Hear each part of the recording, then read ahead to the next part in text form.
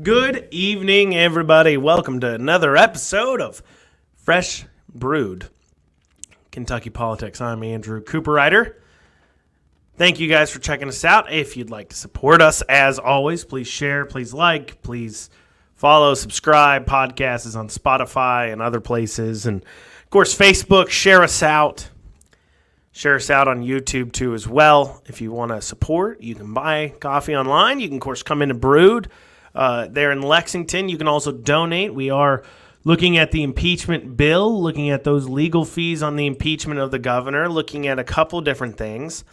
If you'd like to help with that, and trust me, we're not done fighting there either, you can donate anything there to donate.brewedco.com, donate.brewedco.com. You can also check us out on brewedco.com to buy online. There you go. There's my obligatory plugs for your support for our efforts for what we're doing. If you don't support us, well, what's it say that you're listening to me? I don't know. So let's break down some news for you guys. I haven't talked to you guys since Thursday last week. And I don't know about your guys' Facebooks, but on my Facebook, SB211, Kentucky SB 211 has been making some rounds of discussion, and what mainly about it is a bill dealing with police, specifically rioting, trying to deal with some rioting situations. And you know, I think we definitely have had some rioting situations. I think the bill as it goes far as addressing that, I think that is worth addressing. I think our police officers need some tools to deal with a rioting situation. I think that needs to come with some real repercussions for rioting and destruction of other people's private property. We all have a right to our property, and nobody should be destroying that. However, there is a point of controversy amongst us liberty folk, and that point of controversy comes in if you're looking at the bill that is SB 211. And if you're looking at the committee sub 1, if you go to, let's see here, on page 15, section E has a nice little line in it that says, basically, a person is guilty of disorderly conduct in second degree in a public place with intent to cause public inconvenience, annoyance, alarm, or wanton creating of risk. Therefore, he or she accosts, insults, taunts, or challenges a law enforcement officer with an offensive or derisive word or by gestures or other physical contact that would have direct tendency to provoke a violent response from the perspective of a reasonable and prudent person. Here's the deal, and this is of real concern. One is we all have a First Amendment right to free speech, and that means sometimes people are going to do things with that free speech you don't necessarily agree with. And sometimes one of those things is they say mean things to public servants that maybe they shouldn't say. And I will say this to anybody out there. You should be nice to police officers, mainly because the average person commits 4 or 5 crimes a day without even realizing it. And it is their discretion to not charge you with those crimes. And you should recognize that they're doing you a favor by not charging you for jaywalking across the street or whatever you're doing. So recognize that when it comes to police, they are doing some things and they are showing you some discretion. And in general, they are people. They are people. That being stated, so do not take my problem with this particular part of the bill as not support for police or telling people they should be swearing or being rude to police. And I understand we've got a big problem with these riots and these protest lines getting in the face of these officers. And I think there's a better way to approach this than to sit there and say, hey, if you accost, you insult, or taunt, or challenge a law enforcement officer with offensive or derisive words. First off, it is a very open-ended statement to make. That's a very open-ended law, and it leaves yourself to ask a lot of questions. Like, for an example, under this law, would it be now considered a disorderly conduct in the second degree if I stand outside a police station and give it the bird? And I'm not saying anybody should do that. Don't do that. Don't be stupid.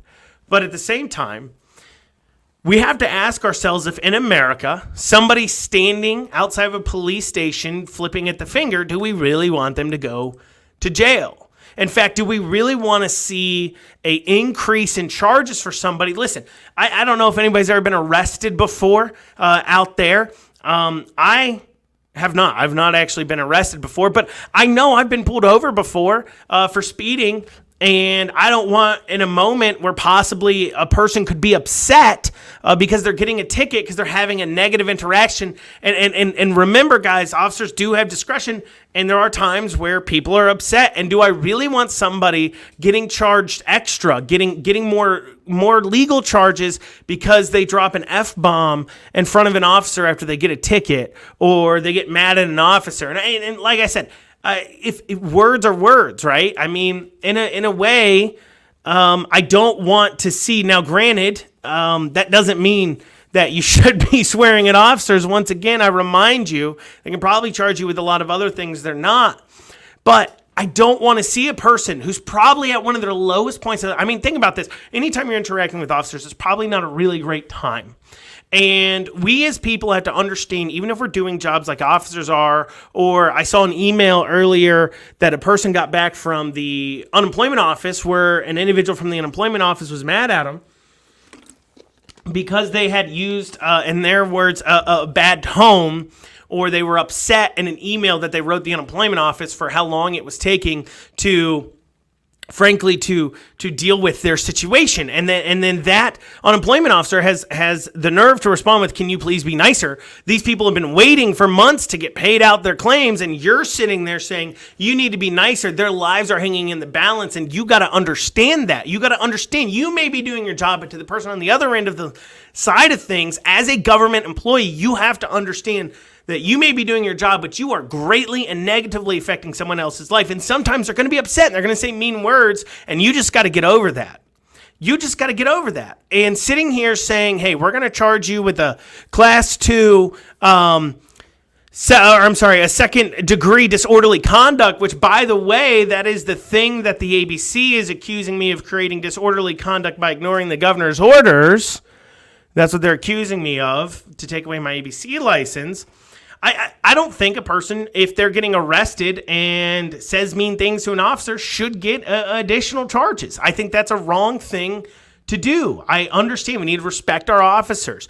And I think that deals with more of a cultural thing. I don't think we needed, rewind some decades ago, and people weren't really cussing out the police when they were getting arrested a whole lot. We didn't need a law to deal with it. It's clearly a culture issue. It's a culture issue of just understanding and respecting the process, while at the same time, we need all to do a better job of understanding and respecting the officers do, that they're dealing with a person at some of their lowest points of their lives, and they're going to be upset, and because they say some mean words to a cop doesn't need to make it worse. That's my personal opinion on HB 211. It is not a endorsement of swearing at officers. You shouldn't do it. Don't do it. But I do think charging individuals with crimes for saying naughty words in America is quite frankly ridiculous, no matter who they're saying it to. That is just my personal opinion. Feel free to disagree with me, but that's where I'm falling on that one. Next here, let us fight the mandates, right? HB 360. Now, this is an important week in the legislative season, okay? And the reason why this is an important week in the legislative season is because it is the last week that we can have a real veto-proof bills. So bills such as the mass bills and things like that we're going to talk about. If you actually want to get them done, these are the bills that the governor will not agree with. If we actually want to get them done, we need to pass them now. We need to pass them now because that's the only way they're going to be veto-proof over the next week. And so understand this. Any controversial bills, any bills that is the Republicans reining in the governor passed after this week that the governor would veto are not real. They're not real bills. They didn't really want to pass them. Don't fall for it. Don't let them convince you that they wanted to do something and the governor stopped it. Is okay. Is that, hey, we tried, but the governor stopped it. No, you didn't. If you want to get any of these things done, you got to pass them this week. And what we're realizing is we've gone this entire session, and whether it is because of HB1 or SB1 and SB2 getting held up in court, it doesn't matter. You could keep passing these bills that rein in the governor and keep passing them and tie up the courts, tie them up. I don't care. But just keep passing laws, but you haven't actually successfully succeeded in doing anything on the COVID front for Kentuckians. You haven't succeeded at it at all, and you need to do it. And one of the most important things you can do right now for the future of Kentucky, if you want to see COVID to be fought off, if you want to see Kentuckians pushing back, if you are really a Republican that is standing for the freedom, you need to pass HB 360, which would stop the governor from being able to take the business licenses, the ABC licenses, business licenses, food licenses, any licensing at all from any business, pushing back against a mandate. This is an important tool in the chess that allows businesses like me that are willing and want and able to take a stand and say, no, I'm not doing it. And all that they can do is possibly get an injunction, and it gets real iffy from there, right? And this is why. So take our case, right? What happened? What happened is the health department took our license, and then they went to the court and got an injunction on us to stop operating. Not because of the mandates, but because we didn't have a food license anymore that they took away. So if you stop them from being able to take away the food license, now they have to prove in court that my operating of a business is somehow allegedly, which is harmful to the general health and welfare of the area, allegedly, that it is true. You have to provide proof and evidence. And as we saw with the CDC report on masking and closing of businesses, closing of indoor dining only had a measurable effect on the rise of the death rate on COVID when you get 100 days out and it's 3%, and the p-value is so high on that. Basically the CDC came out with a study that proved a small minuscule amount, maybe masking and closing indoor dining helped with, thinking, hey, we proved it's helping, not realizing what they really were showing us, much like Elizabeth Warren when she came out with her 1/1000th and 24th Indian and then turning around saying, look at that, I'm actually Indian. Much the same way they came out this study saying, look at that, mass help. And the whole rest of the world looked at this study and said, oh my gosh, masking and closing of businesses didn't help. It didn't do anything.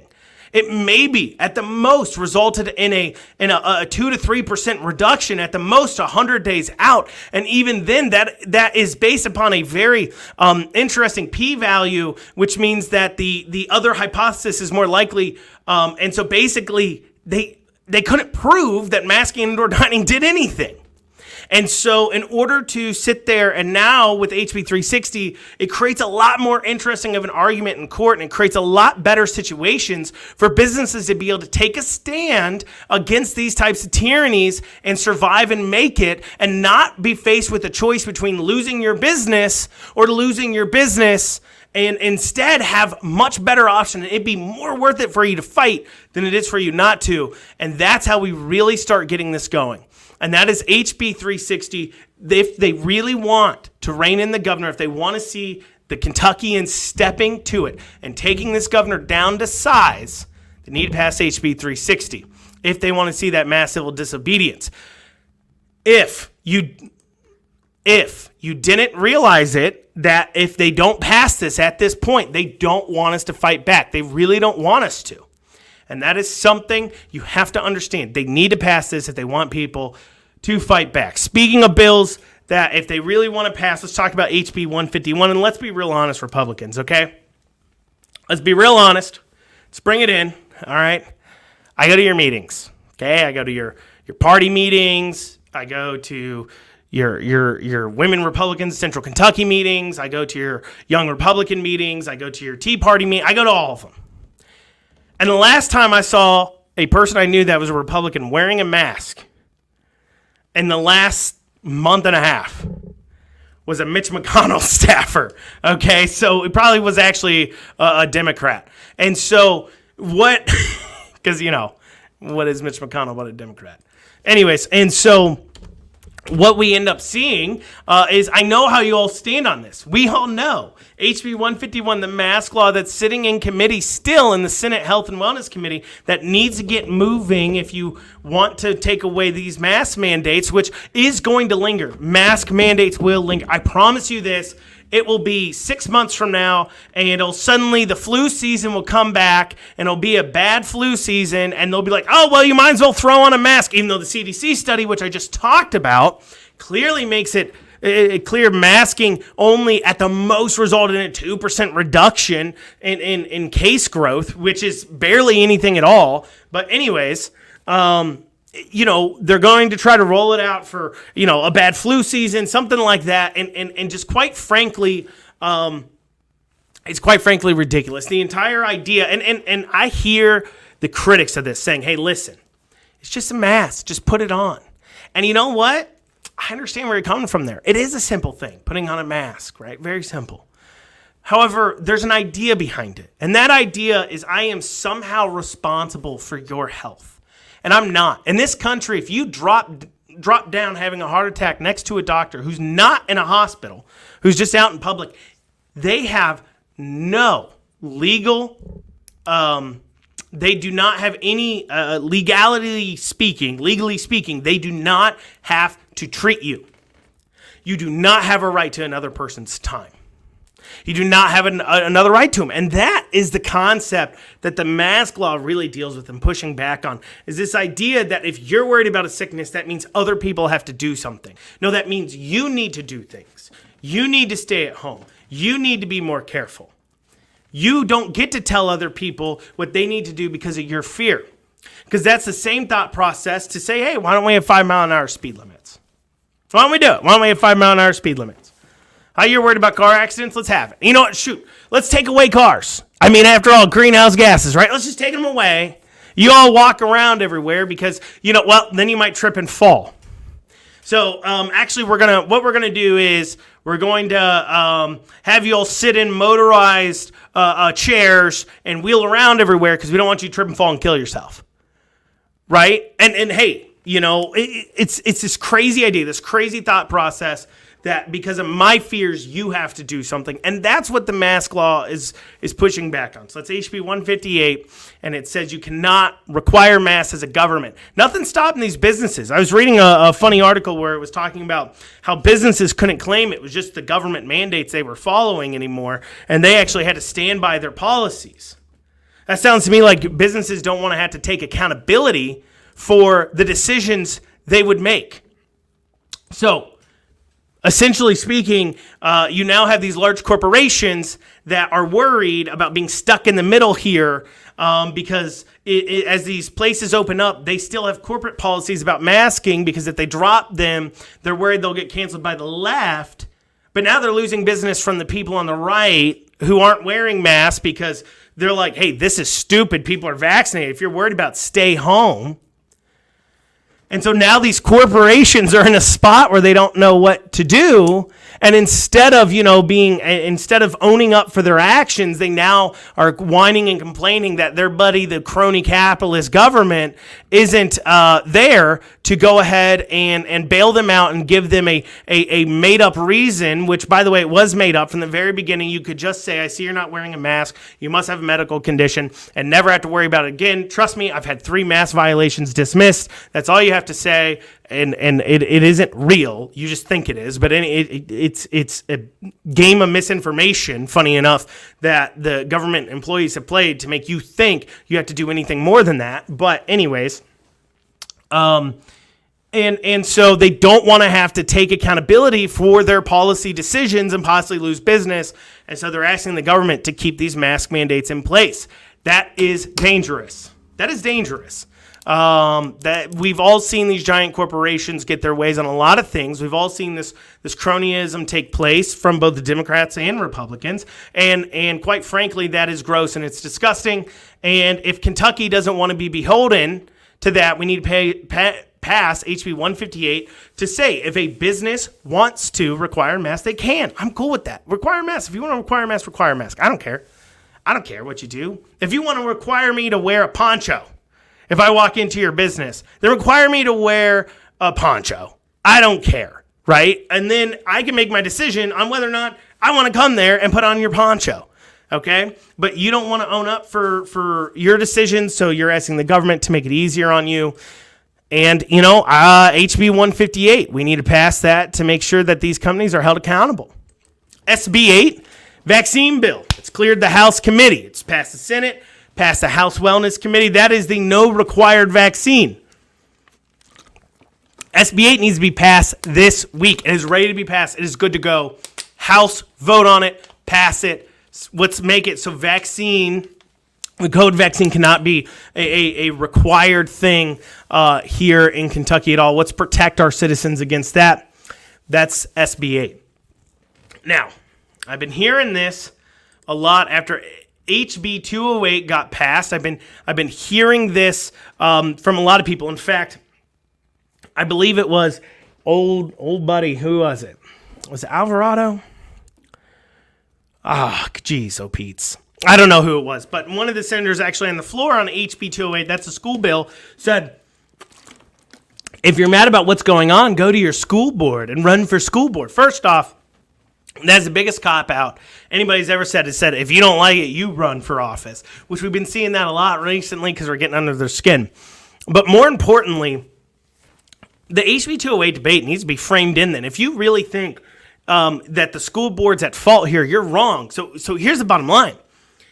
The school board, the schools get money from the states. In order to give them that money, the states have a statute that requires in-person schooling only 10 NTI days. The governor suspended that statute, which allowed them to keep getting their funding with being NTI only.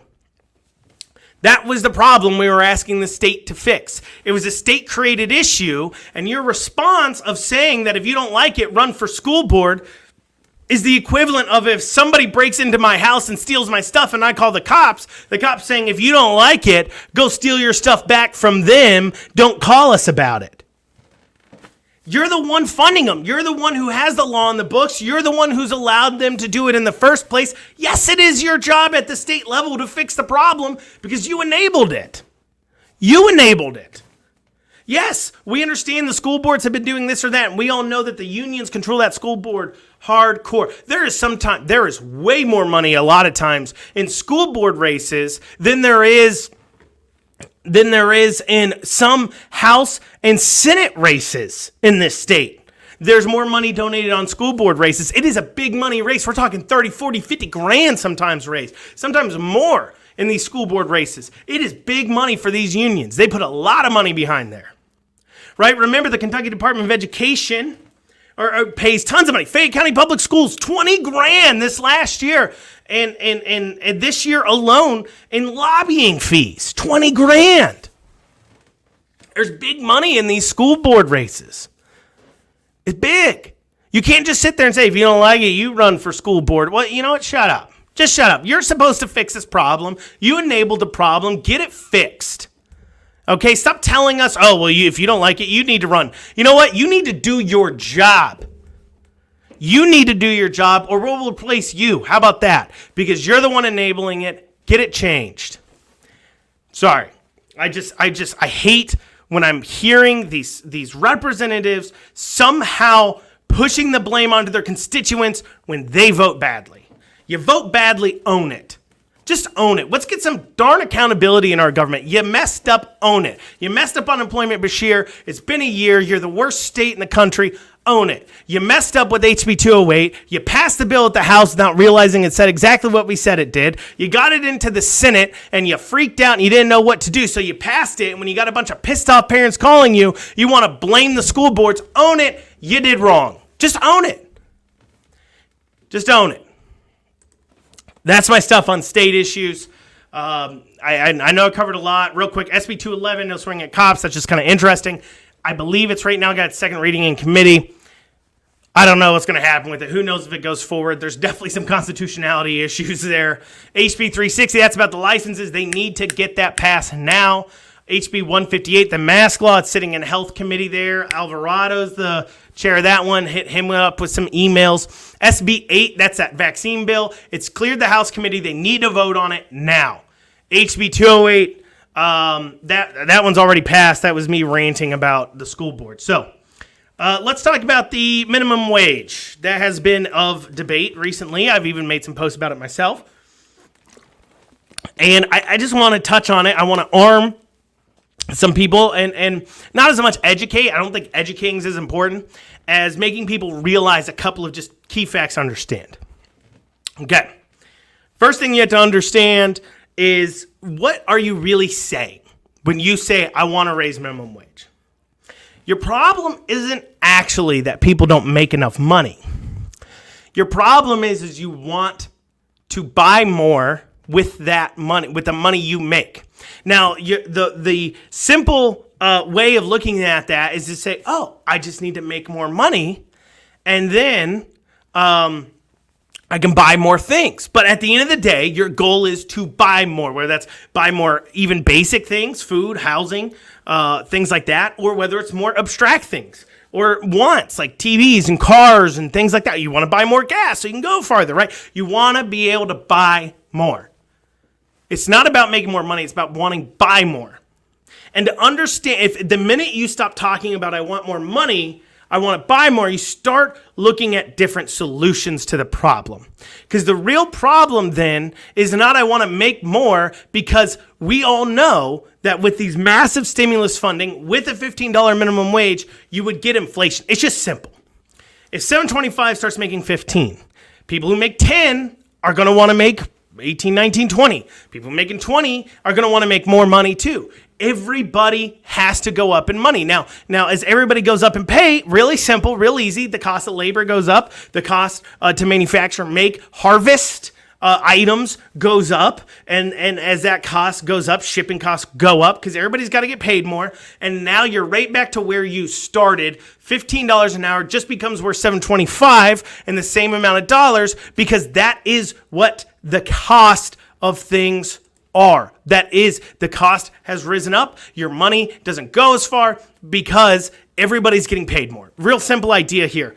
If everybody makes more money, nobody makes more money. That's just a simple idea for you guys to kind of understand. If now the top people, maybe their pay doesn't go up, but you're going to see everybody else's pay going up. The cost of raw materials and goods goes up. Everything goes up. It's going up. Now, minimum wage is an imperfect tool to a simple, that was a problem that we don't have anymore. And I know what you guys are thinking. What? We don't have the problem anymore? Listen. Minimum wage was simply instituted because of an idea, because at some point in our lives, there was something, there was a labor monopoly. There's a market on the, monopoly on the labor. Basically, you'd have some fringe employers, but if you had one factory in town or something like that, that employed 50%, 60% of the town, they could dictate what the wages were for the rest of the town and take an unfair advantage of the workers in that town by saying, well, you guys aren't going to go anywhere. You can't find any other jobs. So I'm going to pay you as little as I can. And I can get away with that because you don't have any choices. We don't have that problem anymore because we have something called the internet.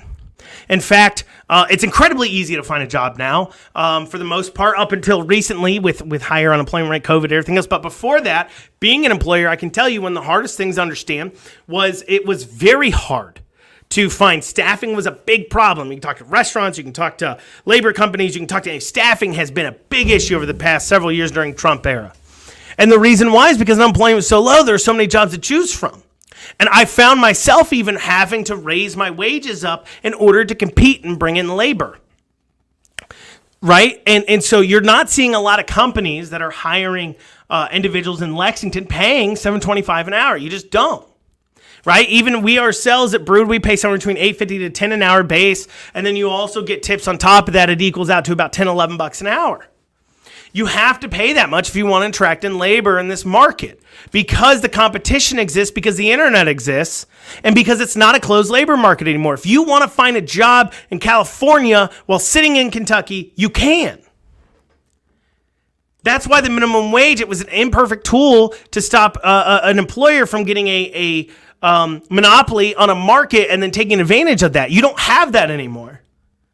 In fact, you have the opposite effect. You have an employer like Amazon that comes into Kentucky, into Lexington, starts saying, I'm going to pay 15-hour minimum wage, and now that immediately boosts everybody else's wages they have to pay in order to keep attracting in labor, especially when there's a low downturn in the cost of labor. Now, going back to you don't want more money, you just want to buy more things. You want to get more things, right? Why are you turning to your employers telling them, you got to pay me more money, instead of turning to the government and say, hey, why don't you stop taking your 30% VIG off my check? And why don't you stop charging my employer 30% VIG off his check? To pay somebody $10 an hour, it costs me as an employer about $13. If the government stopped taxing everybody, right? If I pay an employee $10 an hour, they take home $7. It's costing me $13. If the government stopped taking income out of them and taxes from me, that would double their pay almost right away. And it wouldn't raise the cost of anything because your employer's out the same amount of money. If you want more money, you should be not turning to the government to say, force him to pay me more. You should be turning to the government saying, you, the middleman who's taking your VIG, you need to take less. Because you're artificially increasing the cost of goods and items. So on top of that, let's talk about things like a gas tax. You pay about 50 cents a gallon in taxes at least on a gallon of gas, depending on where you are. You pay probably at least 50 cents a gallon. That's an artificial increase the government is creating. It may be a necessary tax. It may not. That's up for debate. But at the same time, that is an artificial increase the government is doing. The government takes, it doesn't provide. Now, you may be asking yourself, why are there so many people pushing this $15 an hour minimum wage? Intelligent people pushing these ideas of minimum wage out there that clearly understand exactly what I'm saying, that the cost of everything is going to go up. Here in a couple of years, $7.25 an hour will have the same buying power that $15 an hour would have, and it'll just readjust, and everybody's going to end up at the same point. You're just going to add some money onto it, but what you can buy with it, what you can do with it will remain the same. Why are they pushing for it? Simple. It's very simple. Debt. You know what doesn't change? See, if everybody gets paid more, the amount of money being brought into the federal government goes up. Just does, right? They're taking 30% of 10 now. They're getting $3 plus my 30%. So they're getting $6 per hour that a person being paid 10 an hour works. Now that person's being paid 20, but their percentages stay the same, they're now getting $12 an hour for every hour that person works because they just upped the pay. But you know what stayed the same? The raw amount of debt they owe. Which means now your debt to income ratio gets a little shift. It gets shifted. And now I can borrow more and I can spend more and I can claim to solve more of your problems. Right? That's why they're pushing for it so much, because the easiest way to pay down a debt is just to make more money. And if I just start requiring these employers to pay me more money, I start getting a bigger VIG. I start getting a bigger percentage. I can pay down my debt. But that's not what they'll do. No, they're going to go ahead and borrow more. My receipts are up. I can borrow more. I'm going to borrow more money to provide no value to anybody, of course. I'm going to take my VIG, or I'll provide value that private charity can do. And I'm going to push for something that doesn't work. Proof positive it doesn't work. If minimum wage kills poverty so much, why don't these poor and impoverished countries like in Africa, South America, like in Eastern Europe, like in Asia, why don't they just put up minimum wage? Why are we talking about 15 an hour? Let's send that to the moon. Let's make it $100 an hour. Nobody needs to live in poverty. The minute somebody tells you that we need to lift minimum wage and that's what lifts people out of poverty, just ask them why it's 15. Why is it 15? And this argument that says, well, because you got to keep up with inflation and wage stagnant and growth. My argument would be, if we had been upping the minimum wage, would you have seen a bigger rate of inflation? Yes, you would have. Because once again, everybody's pay's got to go up. Part of the only reason our inflation has stayed so low might be to do with our minimum wage being so low. Considering the amount of money we're printing, I'm not saying our inflation has stayed low. We've seen some skyrocketing inflation recently. If you've been in the grocery store recently, those groceries are getting expensive. So, minimum wage.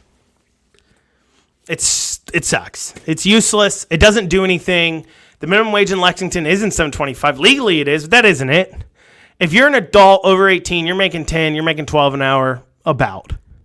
At least. On the low side. If you want to make more than that, go down to Amazon, get a job making 15 an hour. It exists. It's there. Right? That's my point. My point is it is a disingenuous argument to say you have adults in towns like Lexington and in these large cities making $7.25 an hour. The people you make $7.25 an hour in very small towns with very low cost of livings as an adult, and to sit there and say they can't afford to live on that, maybe they can.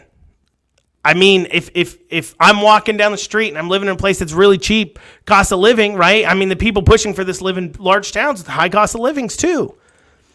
They sit there and they say, I couldn't live on $7.25 an hour in this town. No, you couldn't. That's why nobody in that town gets paid $7.25 an hour. By definition, it's a living wage or you would be dead. That's all I got to say about minimum wage. It's just a real pet peeve for me because it is so simple. It is a simple argument to take down just by simply stating, why don't just impoverished countries raise the minimum wage? It's so good for poverty. Right? Why do we stop at 15? Why not raise it to the moon? Right? Nobody's got to be poor. And it's quite clear and it's quite reasonable why you don't. And it's just stupid. I'm sorry. It's a very disingenuous argument taking advantage of people who are not super intelligent so the government can in turn make more money in receipts to pay off debt / borrow more because they've got a spending problem. Right? I digress there. Once again, guys, share this out. You can donate.broodco.com. Brewedco.com. You can shop there. Come check out the coffee shop. Order online. You can get some great coffee. We do make a great cup. As far as that goes, it is warm out, iced coffee season. This Saturday, we'll be going out to Eastern Kentucky to help dig out. If anybody's ever done that before, I've done some flood relief back in the day. About 5-6 years ago, I volunteered digging out for several days down in Eastern Kentucky. I think it was a little longer ago. It was 8 years ago, 9 years ago.